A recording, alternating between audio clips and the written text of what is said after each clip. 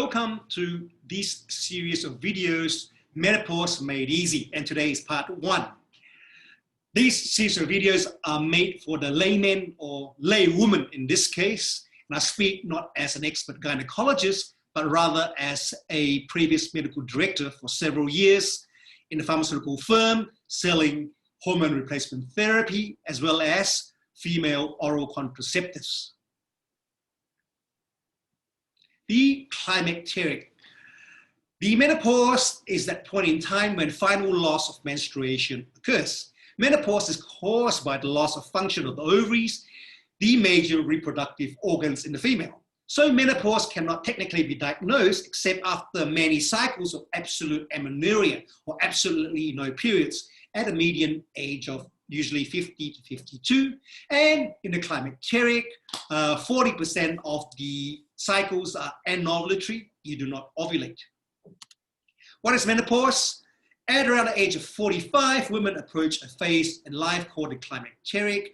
To some extent, this period is a reversal of the physical changes that occurred in puberty, when hormones stimulated the final development of sexual characteristics in the female.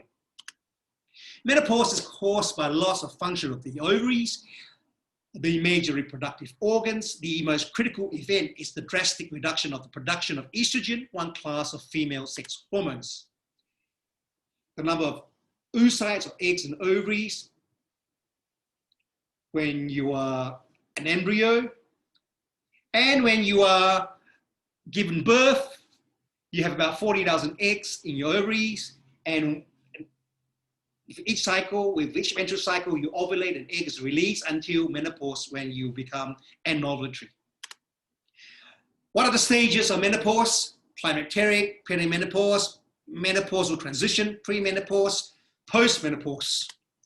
Premenopause is the period extending between 2 marks.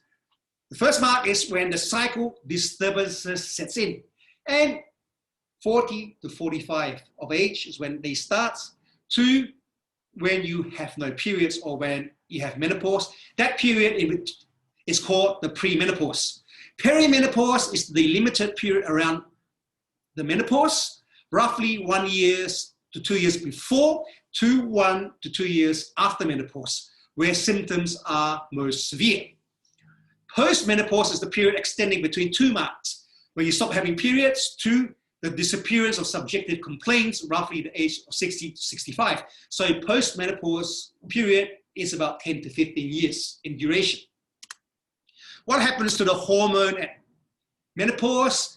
Your progesterone level drops, your estradiol or estrogen 1 drops, then your testosterone drops as well. Testosterone is important for sex drive in the woman. So with a decrease in testosterone, you get a decrease in libido. Climacteric symptoms: vasomotor, hot flushes, sweating, insomnia or sleeplessness. Cardiovascular, you get tachycardia or your heart beats faster, palpitations. Psychological, anxiety, irritability, depressed, fatigue, and loss of concentration. In your genitals, you get atrophic non-bacterial vaginitis, dyspareunia, or painful sexual intercourse. Urinary, you get painful urination or dysuria, frequency, urgency, difficulty in voiding. Androgenization, you get hair distribution changes, facial hair, voice become coarse, you get increased sebum production leading to acne and pimples. Your bone get osteopenic leading to osteoporosis. Your skin, you get decrease in collagen formation with the onset of menopause, leading to wrinkles and skin aging. So in terms of timeline, your estrogen level will drop with time. With initial onset, weeks, months, vasomotor and psychological disturbances like hot flushes, night sweat, depression, insomnia. And years down the road, skin, genital, urinary symptoms sets in, aging, vaginitis, dyspareunia, and 5 years down the road, osteoporosis sets in. 10 years down the road, you get increased risk of cardiovascular disease. And in terms of the anatomical sites and average age at which these onset occurs, skin changes almost immediate. Hair distribution changes almost immediate with menopause. Osteoporosis 5 years down the road. Hot flushes occurs during the perimenopausal period. Cardiovascular disease about 10 years after menopause. Atrophy of the breast 5 years onwards.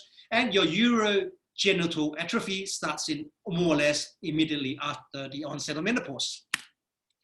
Vasomotor symptoms, the primary symptoms, hot flush, profuse sweating, nausea, dizziness, headaches, palpitation. The secondary symptoms, insomnia, fatigue, irritability, depression, and lethargy.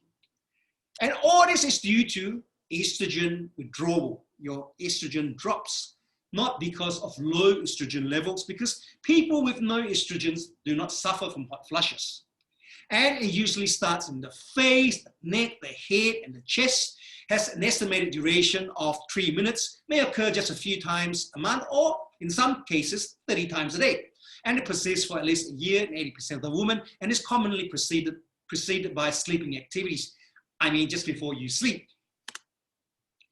The characteristics, subjective sensation, it feels like an explosion of heat, often followed by profuse sweating, sometimes preceded by an undetermined sensation with awakening at night. Objective signs, sudden reddening of skin on the head, neck, and the chest with profuse transpiration or sweating. You get peripheral vasodilatation, tachycardia, normal blood pressure, raised skin temperature, but normal or slightly decreased core temperature. Basically, you are not feverish, just that your body setting, thermostat thinks that you are having a fever, you're hot, so you vasodilate in the skin to dissipate the heat. And it's probably because caused by a downward setting of the central thermostat due to neuroendocrine events, which is induced by low and fluctuating perimenopausal estrogen levels. Cardiovascular symptoms, tachycardia, palpitations are due to the flushes. Vascular disease are due to the lack of estrogen. You don't have the proliferative protective estrogenic effect on the endothelial lining of your blood vessels anymore. And you get disturbed in your cholesterol profiles, leading to arteriosclerosis. The estrogen or estradiol has arterioprotective effects in that they increase the number of activity of LDL receptors in the liver, and thereby more LDL cholesterol is eliminated from the blood, the plasma. And it suppresses the activity of hepatic lipase and decrease the rate of HDL or good cholesterol being metabolized, and increase the level of plasma HDL or the good cholesterol. And it exerts direct effects on arterial walls, counteracting the arteriogenesis at several levels, and it influences the activity of several fibrinolytic factors. Genital symptoms, mainly atrophic changes due to lack of estrogen, your vulva, loss of pubic hair, fat, thinning of labia, leading to dyspareunia or painful sexual intercourse. Vagina, thinning of mucosa of the vagina, leading to irritation, burning, pruritus or itchiness, leukorrhea, as white discharge in your vagina, sometimes leading to bleeding, dyspareunia, atrophic vaginitis, and atrophic colpitis. Urinary symptoms, painful urination, repeated urination, urgency, difficulty in voiding, your bladder gets infected easily, or cystitis, incontinence, leading to inability to control urination. And it's all because the mucosal lining of your bladder as well as the urinary tract is estrogen dependent. Oh, explosion. Androgenization symptoms is due to the lack of estrogen, allows androgens to exert actions on the skin and hair.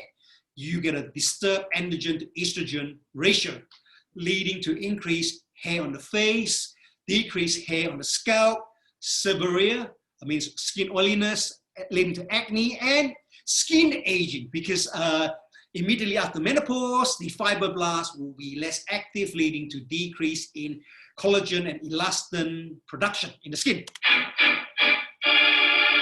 Psychological symptoms, anxiety, irritability, depression, fatigue, loss of concentration, poor memory, insomnia. Estrogen has a psychotropic and mood elevating effect. In terms of osteoporosis, systemic skeletal disturbances that reduce bone mass and density, and thus impairs the structure of the bone. Let's put this concept. You got osteoblast that forms bone, you got osteoclast that eats up the bone.